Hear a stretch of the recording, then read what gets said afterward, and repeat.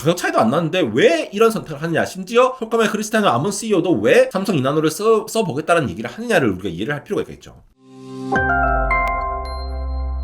네, 여러분 반갑습니다. 에러입니다. 삼성이 2나노 공정을 사용해서 나온 엑시노스 2600이 갤럭시 S26 시리즈에 전체 중에 4분의 1이 들어간다라는 소식이 전해지면서 드디어 삼성 파운드리가 부활한다. 그리고 삼성 설계 엑시노스 칩이 부활한다. 이런 얘기들이 굉장히 많죠. 사실 지난해 S25 시리즈에서는 전원 퀄컴 스냅드래곤이 탑재되면서 오히려 갤럭시가 엄청나게 성장하는 계기가 되기도 했습니다. 그만큼 퀄컴 성능이 굉장히 좋고 구글과 협력한 이 AI의 애플리케이션들이 전부 다 빠르게 도입되면서 갤럭시가 재평가받은 계기가 되기도 했는데요. 혹자들은 이렇게 좀 걱정을 합니다. 다시 엑시노스가 들어가면은 이게 굉장히 또 좀 평가를 좀 잘못 받는 거 아닌가? 물론 벤치마크가 지금 좋게 나왔지만도 그 벤치마크가 실제로 돌렸을 때와 지속 성능을 보장하지 않잖아요. 피크로 딱 나왔을 때는 모르겠지만 여러 번 돌렸을 때에 그리고 게이밍을 계속하는 그런 상황에서 항상 이 피크 성능 대비 굉장히 좀 많이 떨어지는 성능을 보였던 게 엑시노스였기 때문에 거기에 대해서 우려가 굉장히 많기도 합니다. 저는 올해 CES에 가지 않았지만 이번에 퍼스트 룩이라는 삼성의 행사가 있었죠. 노태문 CEO가 나와가지고 직접 여러 가지 얘기들을 해줬는데 궁금한 건 이런 걸 거예요. 엑시노스가 나오면은 성능이 어떻게 될지는 한 달 후 기다려봐야 됩니다. 갤럭시가 나와봐야 기다려봐야 아는 건데 저희 채널에서는 이런 게 더 궁금하죠. 진짜로 퀄컴 스냅드래곤보다 싼 거 맞아? 싸면 얼마나 싼데? 그리고 삼성 파운드리로 이걸 만들게 되니까 삼성 파운드리는 돈을 얼마나 벌게 될 건데? 이런 것들을 궁금해 하시더라고요. 투자를 하시는 분들도 많이 들어오시고. 저도 이런 거 계산하는 거 좀 좋아하는데 공개되는 정보가 많지는 않기 때문에 대략적으로 추정을 할 수밖에 없지만 이거를 계산하는 과정을 잘 살펴보면은 여러분들이 반도체 칩을 설계를 하고 파운드리 공정으로 만들고 수율이 어떻게 되며 이러한 것들을 전반적으로 다 이해를 할 수가 있거든요. 그런 욕심에 지금 있는 수치로 한번 비교해 보면서 살펴보겠습니다. 한국경제 강혜령 기자님 다들 아시죠? 유명하신 분이죠. 이분께서 단독으로 보도한 내용 중에 퀄컴의 크리스티아노 아몬 CEO한테 직접 들은 얘기가 있더라고요. 2나노 칩을 삼성전자 파운드리에 맡긴다라고 얘기를 하고 있거든요. 최신 퀄컴 칩을 만든다라고 했을 때에 이게 이번에 갤럭시 S26에 들어가는 대부분 물량에 들어가는 이 스냅드래곤 8 Gen 5 칩을 말하는 건가? 아니면 그 넥스트를 말하는 건가? 그냥 이 워딩 자체를 봤을 때는 한 달 후에 나올 칩에 들어가는 거 아닌가? 이런 느낌이 들거든요. 그래서 여러 칩 설계 기업 중에 칩 설계 기업이라고 했어요. 그러면서 삼성전자가 가장 먼저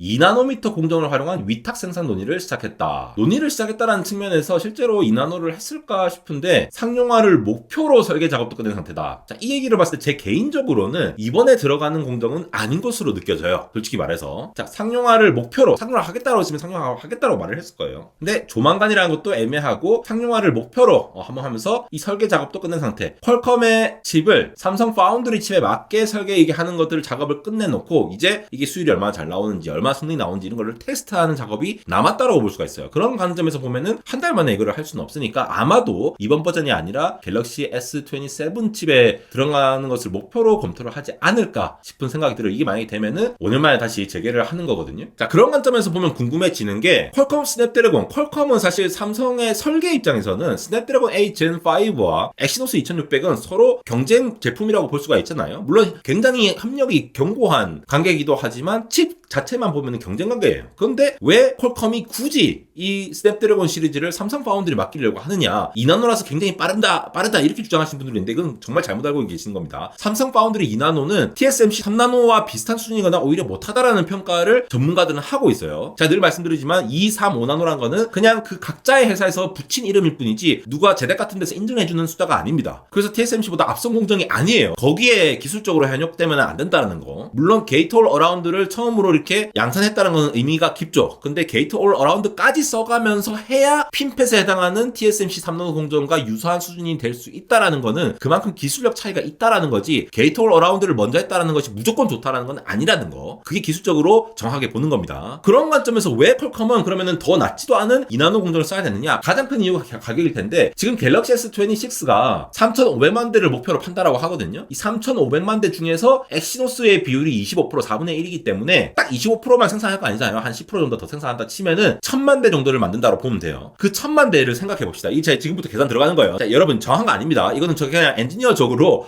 이렇게 이제 판단할 수 있지 않을까라고 한번 계산을 해본 건데 요걸 따라가 보면서 대충 어느 정도 되느냐 실제로 수익이 얼마 되느냐를 가늠해 보자고요. 자, 2나노 공정에서 사용했을 때에 3,500만 대 중에서 4분의 1에다가 마진 적당히 둬가지고 보면 대충 한 1,000만 대 정도를 만들 거다. 그럼 그 1,000만 대의 엑시노스 2600 칩이 1,000만 개가 필요하잖아요. 웨이퍼 기준으로 몇 장의 웨이퍼가 있어야 있어야지 1000만 개의 엑시노스 2600이 나오냐는 말이죠. 그걸 역으로 계산해봤습니다. 그 전에 이번에 모뎀 칩이 따로 설계한 거 아시죠? 제가 이전에도 영상 만들었었는데 모뎀 칩이라는 부분이 엑시노스에 차지하는 부분이 있기 때문에 그 부분을 빼고 하면 칩 사이즈가 더 작아지기 때문에 웨이퍼 수율이 올라갑니다. 이거 제가 여러 번 말씀드렸죠. 자, 세미 어널리시스에서 이렇게 웨이퍼에서 수율이 얼마나 나오느냐 이거를 바로 계산할 수 있도록 대충 모델링한 이런 모델이 있어요. 그래서 이 칩 사이즈가 88이잖아요. 88, 64 제곱밀리라고 보면은 그때의 수율을 계산해 봅시다. 전체 949개, 한 웨이퍼당 950개 가량의 칩을 내놓을 수 있는데 그 중에서 890개나 양품으로 할 수 있다. 이건 제가 디펙트 레이쇼를 0.1로 했는데 대충 제가 0.5 정도로 올려오게 되면은 자, 이 디펙트 레이쇼라는 건 뭐냐? 웨이퍼라는 거에 원래 이렇게 그 직사각형, 정사각형 이렇게 네모가 있습니까? 없거든요. 원래 없어요. 말 그대로 이거 웨이퍼 판 덩어리인데 이거를 사각형으로 이렇게 쪼개는 작업을 후에 한다는 겁니다. 그 말은 뭡니까? 사각형으로 쪼개기 전에 이미 이 웨이퍼라고 하는 여기에 불량 부분이 이렇게 막 점점점 생긴다는 거예요. 그 디펙트 레이쇼를 이렇게 뿌려본 겁니다. 뿌린 다음에 칩 사이즈가 작은 경우와 큰 경우의 수율을 비교를 해보면은 얘 같은 경우는 73%죠. 950개 중에 한 700개 정도가 굿다이고 나머지는 디펙티브하다. 그래서 73%의 수율이 나오는데 단순히 이 크기를 88이 아니라 예를 들어 16 닮은 비 적용해서 1대2라고 하면은 실제로 1대4가 되겠죠. 이렇게 늘리기만 하더라도 수율이 30% 떨어져요. 그래서 옛날 인텔 전 CEO인 팻 갤싱어가 야 다른 데서 말하는 것들은 전부 다 이렇게 AP 만드는 그런 칩 작은 걸 얘기하는 거고 인텔은 거대한 이 서버용 칩 같은 거 큰 거 만들었기 때문에 수율이 안 나온다라고 하는 건데 똑같이 비교하니까 기분 나빴다. 이런 내용도 제가 영상을 만들었었죠. 그러니까 칩 사이즈가 커지면 커질수록 수율이 떨어진다. 반대로 칩 사이즈를 줄일 수만 있다면은 그만큼 한 웨이퍼에 만들어낼 수 있는 칩의 개수가 굉장히 많이 나온다는 겁니다. 양품 개수가. 그런 관점에서 다시 봅시다. 웨이퍼가 지금 2나노, 삼성 파운드리 2나노는 $20,000, 웨이퍼 한 개당 $20,000로 알려져 있거든요. TSMC 3나노가 $20,000보다 더 높은 거 가격을 받고 있고 지금 TSMC의 2나노는 $30,000까지 얘기가 나왔으니까 일단 웨이퍼 가격이 굉장히 차이가 납니다. 3분의 1 수준까지 확 줄일 수 있으니까. 그리고 삼성 파운드리 4나노에서 모뎀을 만들겠다 이런 소식이 있는데 훨씬 더 싼 데에서 만들었고 갖다 붙이겠다는 거죠. 이게 수율 차이가 이렇게 난다는 겁니다. 그런 관점에서 보면은 자 진짜로 싼가 하면은 이거 진짜 대충 계산한 거예요. TSMC N3E 노드 같은 경우에 웨이퍼 가격이 22,000이에요. 자 아까도 말씀드렸죠. 3나노가 2나노보다 더 구린 게 아닙니다. 이 숫자는 그냥 각자 그냥 짓는 거예요. 근데 2나노가 훨씬 더 싸죠. 그러니까 이거를 이제 검토한다라는 거죠. 다이 사이즈를 모뎀 뺀 부분으로 제가 대충 이 정도로 추정을 해봤는데 이전에 엑시노스 크기 대비해서 모뎀 뺀 부분을 해갖고 해보니까 아까 그런 관점에서 봤을 때 수율이 한 55%까지 나온다. 요거는 이제 업계에서 지금 이제 루머로 돌고 있는 가격도 한 건데 이렇게 됐을 때 다이당 실제 코스트를 계산을 해봤을 때 별로 차이가 안 나요. 참 이상한 노릇이죠. 엑시노스를 만들었다라는 게 삼성 입장에서도 칩 단위 가격으로 봤을 때는 훨씬 더 뭐 굉장히 가격이 싸다라고 느껴질 수도 있었을 것 같은데 그게 아닐 수 있다라는 거예요. 이건 제 추정입니다. 실제로는 별 차이가 없더라. 휴대폰 사는 사람들 입장에서는 야, 엑시노스 말고 그냥 다 이거 살래 이렇게 할 거거든요. 퀄컴이 훨씬 더 좋으니까. 근데 가격 차이도 안 나는데 왜 이런 선택을 하느냐. 심지어 퀄컴의 크리스티아노 아몬 CEO도 왜 삼성 2나노를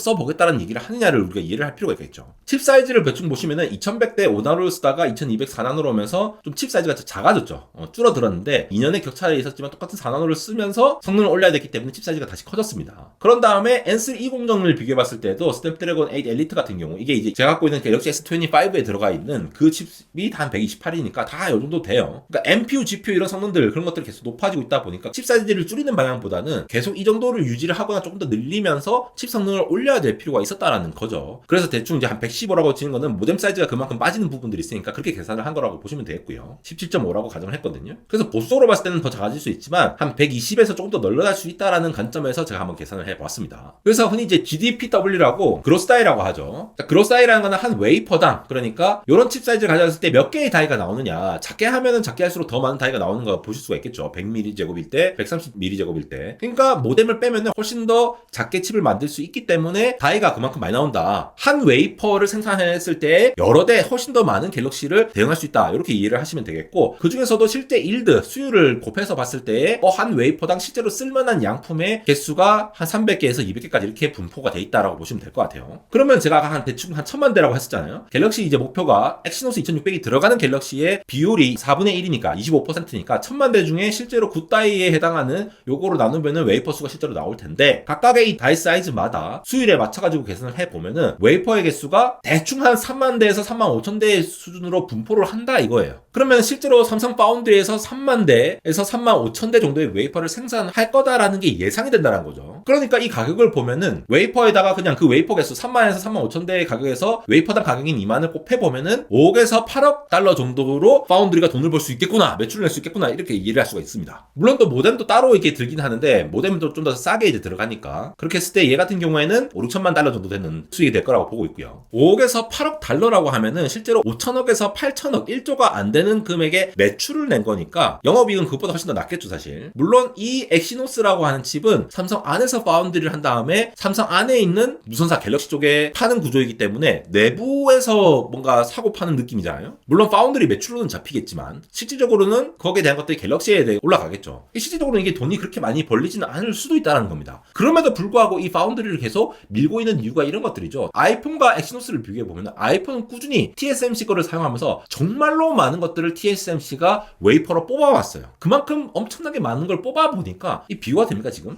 2.4 빌리언과 191 밀리언이니까 엄청나게 차이가 많이죠. 12배가 남는 차이의 볼륨을 생산해 봤던 거죠 TSMC가. 그만큼 핀펫을 더 최적화를 할 수 있었고 물량이 많으니까 훨씬 더 분량이 많은 경험을 고치는 것들을 사례들을 많이 나왔어요. 이거 사실 테슬라의 자율주행과 비슷해요. 테슬라의 자율주행이 실도로 주행을 해보면서 그것들을 가져와가지고 계속 고쳐나가잖아요. 학습을 하면서. 마찬가지입니다. 볼륨을 많이 생산을 해낼수록 훨씬 더 많이 할 수 있는데 그만큼 이번에 엑시노스를 가져와서 하고 그렇게 하면서 점점 삼성 파운드리의 공정을 더 최선으로 만들겠다라는 의지가 들어가 있다라는 거죠. 그래서 퀄컴 같은 경우에도 인하 공정을 쓸 수밖에 없다라고 하는 게 전체 칩으로 봤을 때는 이게 이제 비싸게 파는 부분들이 있겠지만 워낙 퀄컴과 삼성이 강력한 협력 관계이기도 하고 삼성 파운드리가 이렇게 점차 수율이 올라오게 되면은 그만큼 퀄컴도 이득이에요. 그러니까 인하 공정의 수율이 좀 더 계속 올라오면서 쓸만한 어떤 공정이 된다라고 하면은 퀄컴 입장에서도 넥스트 AP를 요거를 안 쓸 이유가 없겠죠. 원래 예전부터 듀얼 파운드리 전략으로 TSMC와 삼성 파운드리 같이 이용을 했기 때문에 그런 관점에서 서로 윈윈하는 전략이 아닌가. 그러니까 이번에 갤럭시에 들어가는 엑시노스의 성능이 얼마나 잘 나올 것인지 그런 것들을 잘 봐야 좀 판단할 수 있는 부분이고 그래서 넥스트로 삼성도 이게 이러한 매출이 얼마가 안 될지라도 실제로 앞서 추정치를 말씀드렸을 때도 스냅드래곤 A 엘리트 물론 엘리트 기준입니다. 이번에 나온 거 말고 N3 공정 기준으로 비교를 했을 때 이 칩 다이 사이즈의 코스트가 그렇게 차이가 안 난다라고 대충 한번 계산을 해본 거지만 실질적으로 저걸 위해서 굳이 듀얼 파운드리를 해야 돼? 라는 것보다 듀얼 파운드리로 하면서 가져가는 퀄컴의 이득도 있기 때문에 싸게 가져가면서 또 훨씬 더 많은 이 에코시스템을 만드는 것도 굉장히 중요하잖아요. 그리고 삼성 파운드리가 그만큼 실력으로 올라오게 되면은 그만큼 퀄컴한테도 이득일 겁니다. 그래서 이번 엑시노스 2600이 얼마나 잘 나올지를 기대를 해봐야 되고 일각에 나오는 뭐 TSMC에서 이번에 게이트홀 어라운드를 처음으로 해봤을 때 뭐 블러핑 날리면서 한다 이런 것들은 솔직히 저는 개인적으로 그거는 삼성을 응원을 하는 사람들의 입장의 얘기라고 생각을 합니다. 객관적으로 봤을 때는 새로운 게이트홀 어라운드 공정을 한다라고 하지만 그만큼 공정 최적화 기술이라는 거나 이런 그 코어에 있는 기술은 TSMC가 앞서기 때문에 게이트홀 어라운드로 진입을 한다고 해서 리스크가 있지만 그게 엄청나게 뭐 공정 전환이 쉽게 안 될 거라고는 개인적으로는 생각하지 않아요. 워낙 잘해왔기 때문에. 그리고 이게 지금 처음 한다라고 하지만 TSMC는 이미 파일럿 라인으로 여러 가지 테스트를 하고 있었을 거예요.